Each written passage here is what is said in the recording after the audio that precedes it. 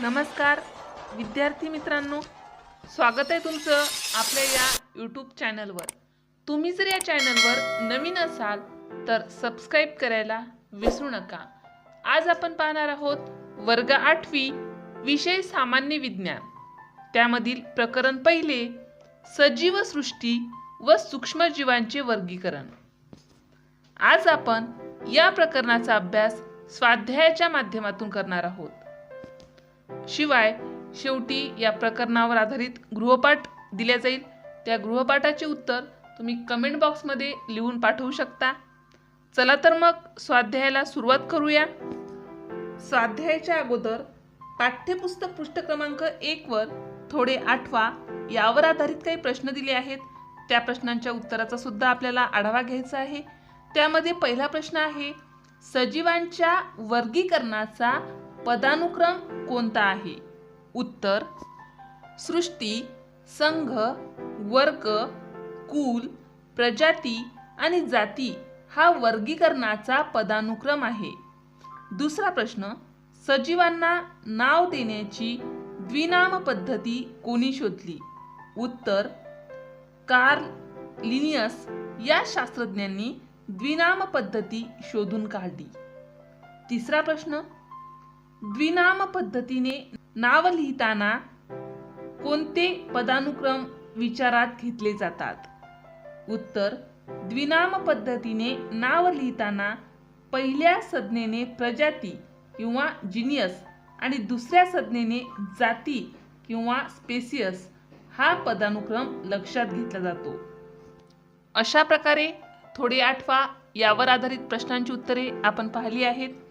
त्यानंतर पाठ्यपुस्तक पृष्ठ क्रमांक 3 वर जरा डोके चालवा यावर आधारित एक प्रश्न आहे। तो प्रश्न आहे, व्हिटाकर यांच्या वर्गीकरण पद्धतीचे गुणदोष स्पष्ट करा। उत्तर, व्हिटाकर यांनी ज्या पद्धतीने वर्गीकरण केले आहे ते अतिशय शास्त्रीय पायावर आधारित आहे।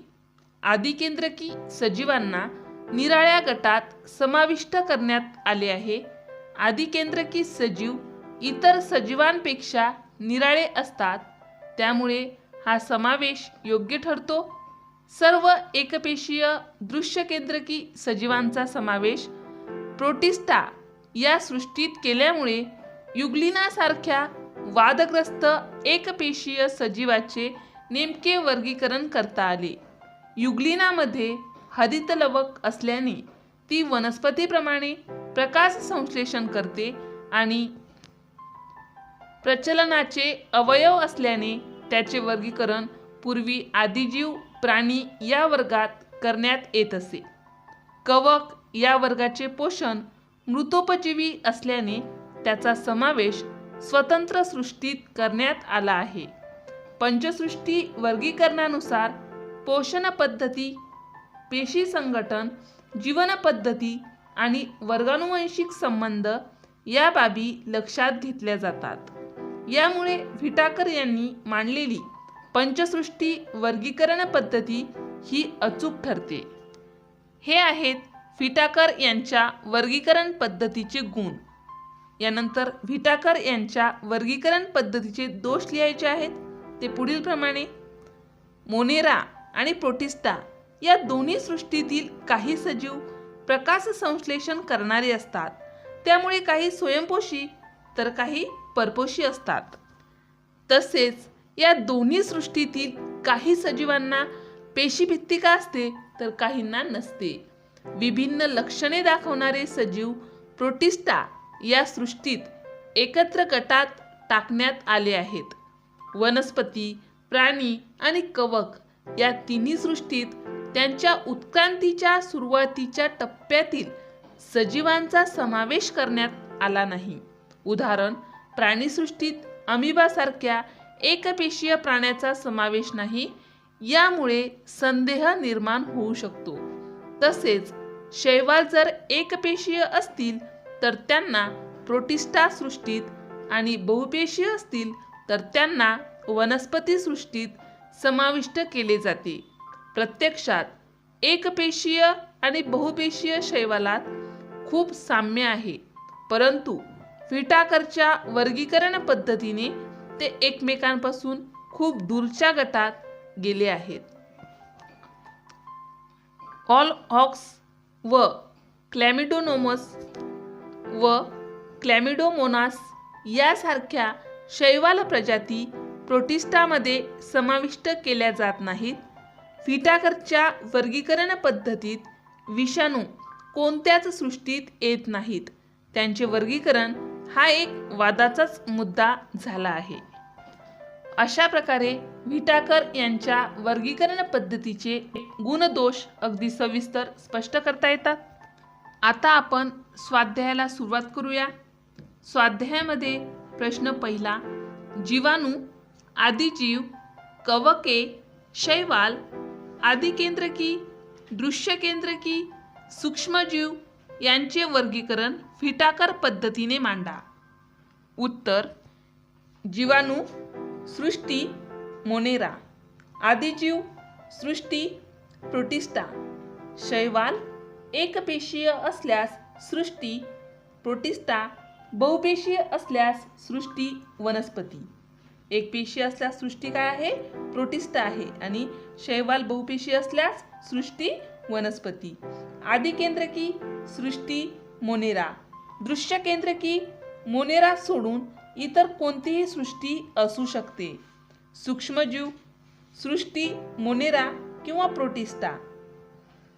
अशा प्रकारे जीवाणू, आदिजीव, कवके, शैवाल, आदिकेंद्रकी, दृश्यकेंद्रकी, सूक्ष्मजीव यांचे वर्गीकरण व्हिटाकर पद्धतीने मांडता येते. दुसरा प्रश्न, सजीव, आदिकेंद्रकी, दृश्यकेंद्रकी, बहुपेशीय, एकपेशीय, प्रोटिस्टा, प्राणी, वनस्पती, कवके यांच्या साहाय्याने पंचसृष्टी वर्गीकरण पूर्ण करा. खाली वर्गीकरणासंबंधित एक तक्ता दिला आहे, तो अपूर्ण आहे, तो आपल्याला पूर्ण करायचा आहे. वर सजीव लिहून दिला आहे. सजीवामध्ये एका बाजूला आपल्याला आदिकेंद्रकी लिहायचं आहे आणि दुसऱ्या बाजूला दृश्यकेंद्रकी असं लिहायचं आहे. आता आदिकेंद्रकी याखाली एकपेशीय लिहून दिला आहे, तसेच दृश्यकेंद्रकी याखाली सुद्धा एका बाजूनं एकपेशीय लिहून दिला आहे, दुसऱ्या बाजूने आपल्याला बहुपेशीय लिहायचं आहे. आदिकेंद्रकी याखाली एकपेशीय पहिलेच होतं, एकपेशीय त्याखाली लिहायचं आहे मोनेरा आणि दृश्यकेंद्रकी याखाली जे एकपेशीय होतं त्याखाली एकपेशीयच्या खाली लिहायचं आहे प्रोटिस्टा आणि बहुपेशीय आपण लिहिलं होतं, बहुपेशीय त्याखाली लिहायचं आहे कवक, वनस्पती आणि प्राणी. अशा प्रकारे सजीव, आदिकेंद्रकी, दृश्यकेंद्रकी, बहुपेशीय, एकपेशीय, प्रोटिस्टा, प्राणी, वनस्पती, कवके यांच्या साहाय्याने पंचसृष्टी वर्गीकरण तक्ता पूर्ण करता येतो. प्रश्न तिसरा, माझा जोडीदार शोधा. खाली अ गट आणि ब गट यामध्ये शब्द लिहून दिले आहे. तर अ गटातील शब्दासोबत आपल्याला ब गटातील योग्य शब्दाची जोडी जुळवायची आहे. म्हणजेच आपल्या प्रश्नाचे नाव आहे अ गटातील जोडी काय म्हणते? माझा जोडीदार शोधा. म्हणजे आपल्याला कुठून शोधायचा आहे? तर ब गटामधून शोधायचा आहे. तर अ गटातील पहिला शब्द आहे कवक. कवक या शब्दाची जोडी लागते कॅन्डिडा. कवक, कॅन्डिडा ही आहे योग्य जोडी. दुसरी आहे अ गटात आहे प्रोटोझुआ. प्रोटोझुआ या अ गटातील शब्दाची जोडी ब गटातील अमिबा या शब्दाची लागते प्रोटोझुआ, अमिबा. अ गटातील तिसरा शब्द आहे विषाणू. विषाणू या शब्दाची जोडी लागते ब गटातील बॅक्टेरियोफेज. विषाणू अ गटामधील आणि ब गटामधील बॅक्टेरियोफेज. अ गटातील चौथा शब्द आहे शैवाल. शैवाल या शब्दाची जोडी ब गटातील क्लोरेल्ला या शब्दासोबत जुळते, म्हणून शैवाल, क्लोरेल्ला. आणि शेवटचा शब्द आहे अ गटातील जीवाणू. जीवाणू या शब्दाची जोडी ब गटातील आदिकेंद्रकी या शब्दासोबत जुळते, म्हणून जीवाणू, आदिकेंद्रकी. अशा प्रकारे प्रश्न तिसरा, माझा जोडीदार शोधा, हा प्रश्न या ठिकाणी आपण पूर्ण केला आहे. प्रश्न चौथा, दिलेली विधाने चूक की बरोबर ते लिहून त्यांचे स्पष्टीकरण लिहा. त्यामध्ये पहिलं विधान, लॅक्टोबॅसिलाई हे उपद्रवी जीवाणू आहेत. उत्तरामध्ये पहिले लिहायचं आहे चूक, म्हणजेच हे विधान चूक आहे. आता हे विधान चूक असल्याची कारणे लिहायची आहेत आपल्याला, म्हणजे स्पष्टीकरण लिहायचं आहे. थोडक्यात स्पष्टीकरण, लॅक्टोबॅसिलाई हे उपयोगी जीवाणू आहेत.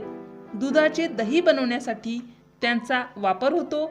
शिवाय इतरही दुग्धजन्य पदार्थ तयार करताना लॅक्टोबॅसिलाई वापरतात.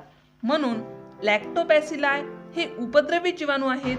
हे विधान चूक आहे. दुसरं विधान, कवकांची पेशीभित्तिका कायटिनपासून बनलेली असते. उत्तर बरोबर. तर हे उत्तर बरोबर असल्याचे थोडक्यात स्पष्टीकरण, वनस्पतींच्या पेशींची पेशीभित्तिका सेल्युलोजपासून बनलेली असते, मात्र कवकांची पेशीभित्तिका कायटिन या जटिल शर्करेपासून बनलेली असते. या पेशीभित्तिकेच्या आत पेशीद्रव्यात अनेक केंद्रके असतात.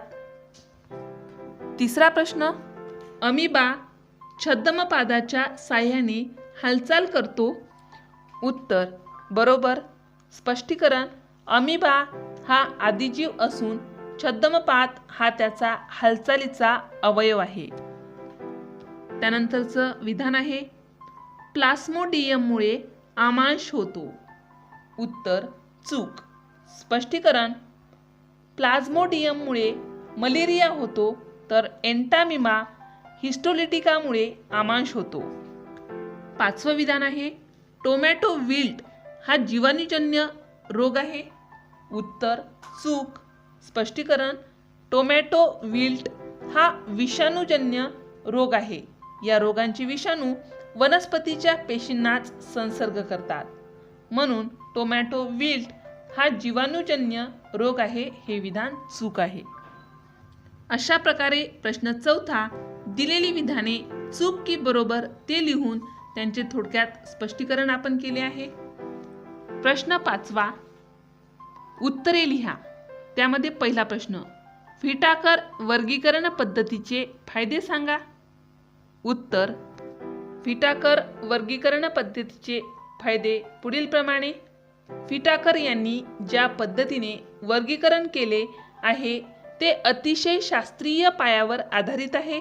आदिकेंद्रकी सजीवांना निराळ्या गटात समाविष्ट करण्यात आले आहे.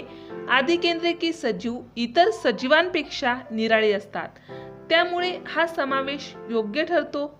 सर्व एकपेशीय दृश्यकेंद्रकी सजीवांचा समावेश प्रोटिस्टा या सृष्टीत केल्यामुळे युग्लिनासारख्या वादग्रस्त एकपेशीय सजीवाचे नेमके वर्गीकरण करता आले. युग्लिनामध्ये हरित लवक असल्याने ती वनस्पतीप्रमाणे प्रकाश संश्लेषण करते आणि प्रचलनाचे अवयव असल्याने त्याचे वर्गीकरण पूर्वी आदिजीव प्राणी या वर्गात करण्यात येत असे. कवक या वर्गाचे पोषण मृतोपजीवी असल्याने त्याचा समावेश स्वतंत्र सृष्टीत करण्यात आला आहे. पंचसृष्टी वर्गीकरणानुसार पोषण पद्धती, पेशी संघटन, जीवन पद्धती आणि वर्गानुवंशिक संबंध या बाबी लक्षात घेतल्या जातात. यामुळे व्हिटाकर यांनी मांडलेली पंचसृष्टी वर्गीकरण पद्धती ही अचूक ठरते. अशा प्रकारे व्हिटाकर वर्गीकरण पद्धतीचे फायदे लिहिता येतात. दुसरा प्रश्न, विषाणूंची वैशिष्ट्ये लिहा. उत्तर, विषाणू हे सूक्ष्मजीव साधारणतः 10 nm ते 100 nm इतक्या सूक्ष्मतेचे असतात. त्यांना सजीव निर्जीवांच्या सीमारेषेत धरले जाते. विषाणू हे जीवाणूंच्या 10 ते 100 पटीने लहान असून फक्त इलेक्ट्रॉन सूक्ष्मदर्शीनेच ते दिसू शकतात. सामान्यतः त्यांना सजीव मानले जात नाही, परंतु ते स्वतःप्रमाणे प्रतिकृती तयार करू शकतात. विषाणू स्वतंत्र कणांच्या रूपात असतात.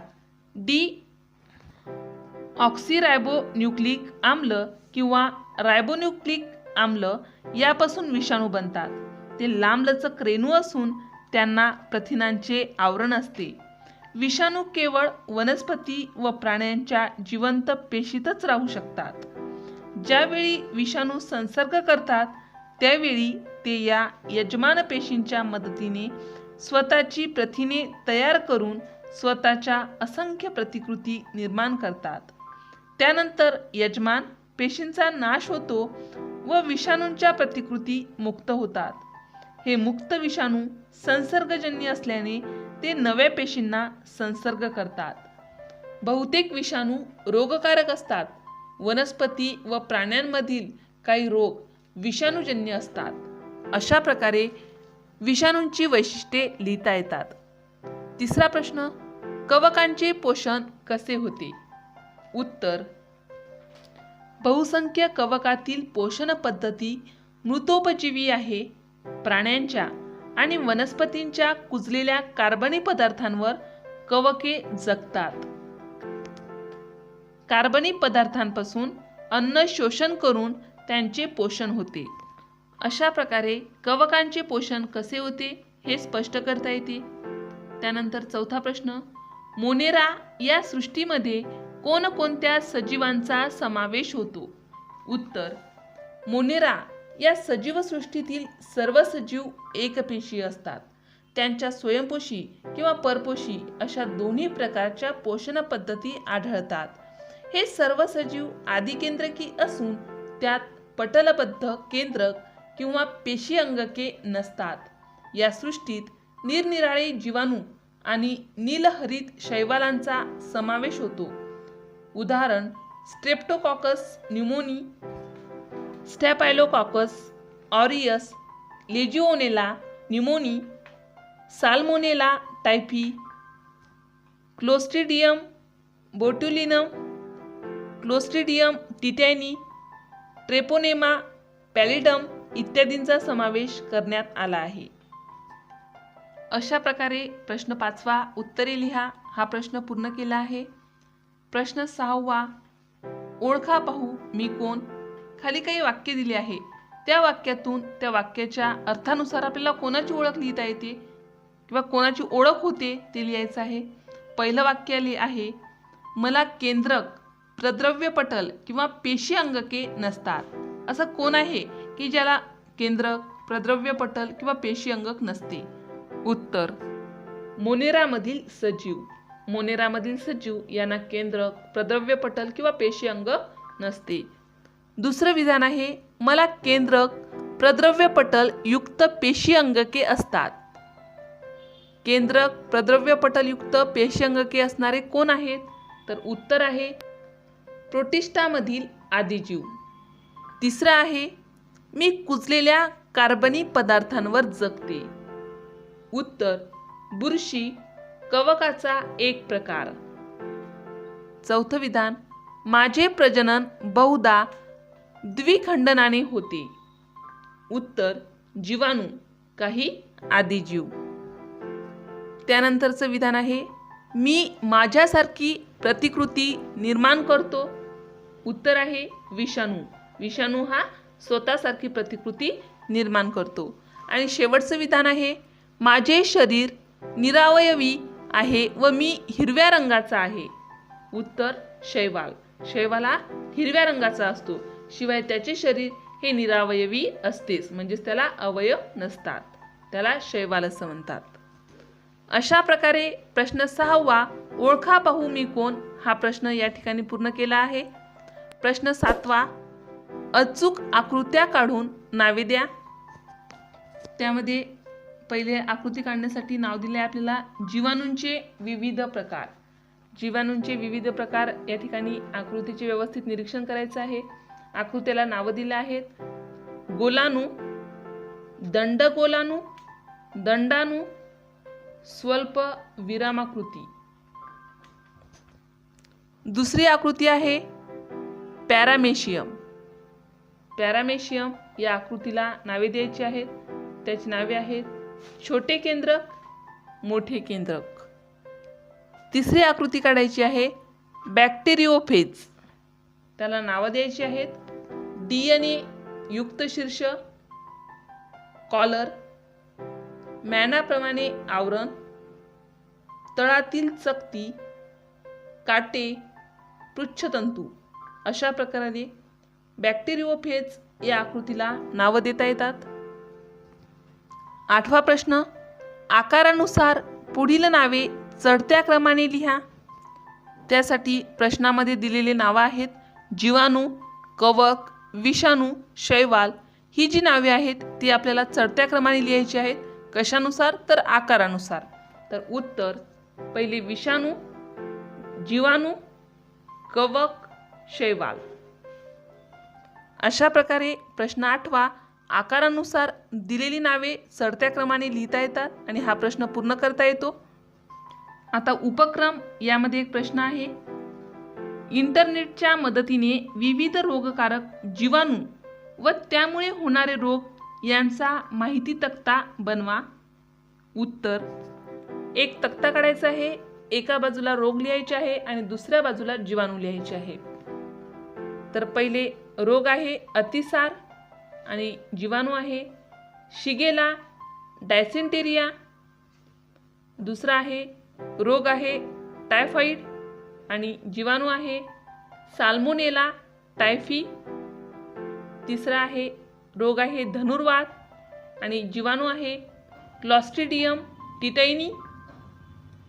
चौथं रोगाचं नाव आहे कॉलरा आणि जीवाणू आहे फिब्रिओ कोलेरी. 5वा रोगाचं नाव आहे कुष्ठरोग आणि जीवाणू आहे मायकोबॅक्टेरियम लिप्रे. त्यानंतर रोगाचं नाव आहे प्लेग आणि जीवाणूचं नाव आहे यर्सिनिया पेस्टिस. त्यानंतर रोगाचं नाव दिलं आहे निमोनिया आणि जीवाणू आहे डिप्लोकोकस निमोनी. आणि शेवटी रोगाचं नाव आहे मेंदूज्वर आणि जीवाणू आहे निसेरिया मेनिंगिटिडिस. अशा प्रकारे रोग आणि जीवाणू यांचा माहिती तक्ता इंटरनेटच्या आधाराने आपल्याला बनवता येतो. यानंतर पाठ्यपुस्तक पृष्ठ क्रमांक 2 वर करून पहा यावर काही कृती दिल्या आहेत. त्या कृती आपण थोडक्यात समजून घेऊया. पहिले आहे कृती आहे एका स्वच्छ काचपट्टीवर दही किंवा ताकाचा अगदी लहान थेंब घ्या. त्यात थोडे पाणी मिसळून विरलन करा. त्यावर अलगद आच्छादन काच ठेवा. सूक्ष्मदर्शीखाली काचपट्टीचे निरीक्षण करा. तुम्हाला काय दिसले? उत्तर, वरील काचपट्टीमध्ये लॅक्टोबॅसिलाई जीवाणू दिसतात. आता ज्यांना शक्य असेल, कृती अतिशय सोपी आहे. घरी करून पाहिल्यास आपल्याला व्यवस्थित समजेल आणि आपल्या लक्षात सुद्धा राहील. दुसरी कृती आहे एखाद्या डबक्यातील पाण्याचा एक थेंब काचपट्टीवर ठेवून सूक्ष्मदर्शीखाली निरीक्षण करा. उत्तर, काचपट्टीवरच्या थेंबात अनियमित आकारांचे सूक्ष्मजीव हालचाल करताना दिसतात. हे अमिबा असावेत. आणि तिसरी कृती आहे पावाचा किंवा भाकरीचा तुकडा थोडा ओलसर करा व एका डब्बीत ठेवून तिला झाकण लावा. 2 दिवसानंतर डब्बी उघडून पहा. त्या तुकड्यावर कापसासारखे पांढरे तंतू वाढलेले दिसतील. यातील काही तंतू काचपट्टीवर घेऊन सूक्ष्मदर्शीखाली निरीक्षण करा. उत्तर, सूक्ष्मदर्शीखाली निरीक्षण केल्यावर त्यात बुरशीचे तंतू दिसतात. अशा प्रकारे ह्या कृती अतिशय सोप्या आहेत. प्रत्येक विद्यार्थ्याने शक्य असल्यास सर्व साहित्य घरच्या घरी उपलब्ध होऊ शकते. त्यामुळे करून पाहिल्यास आपल्याला या कृती लक्षात राहतील, व्यवस्थित समजतील आणि आपण एक्झाममध्ये सुद्धा लिहू शकाल. आजचा गृहपाठ आहे जीवन पद्धतीप्रमाणे सजीवांचे प्रकार कोणते? या प्रश्नाचे उत्तर एका वाक्यात लिहायचं आहे. प्रश्न पुन्हा एकदा ऐका. जीवन पद्धतीप्रमाणे सजीवांचे प्रकार कोणते? शक्य असल्यास प्रत्येक विद्यार्थ्याने या प्रश्नाचे उत्तर कमेंट बॉक्समध्ये कमेंट करून पाठवावे.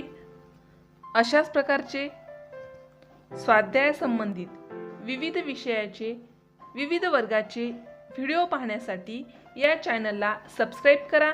आमचे हे व्हिडिओ लवकरात लवकर तुमच्यापर्यंत पोहोचण्यासाठी बाजूला दिलेल्या बेल आयकॉन बटनवर क्लिक करा. तुम्हाला जर हा व्हिडिओ आवडला असेल तर लाईक करा, मित्रमैत्रिणीमध्ये शेअर करा. काही समस्या असतील, काही अडचणी असतील तर कमेंट करा. हा व्हिडिओ शेवटपर्यंत पाहिल्याबद्दल धन्यवाद.